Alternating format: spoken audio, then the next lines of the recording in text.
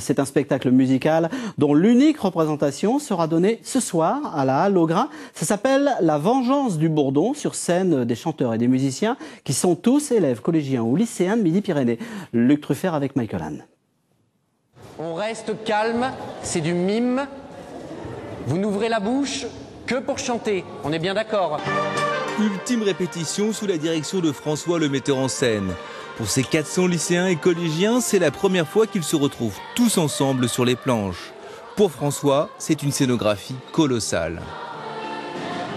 Donc le gros du travail ici a été de leur redéfinir les différents codes de la scène et le rapport au public, que sont des choses toutes bêtes comme ne pas parler entre les morceaux, le regard public constant et permanent et d'éviter de regarder son petit copain pendant le chœur, qu'il se passe autre chose.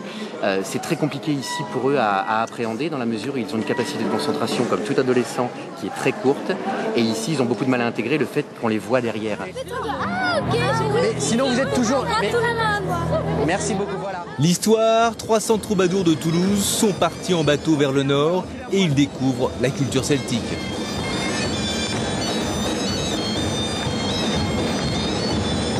Dernier conseil avec leur prof de musique de leur établissement. C'est lui qui les a fait répéter depuis la rentrée avec seulement 1 heure par semaine.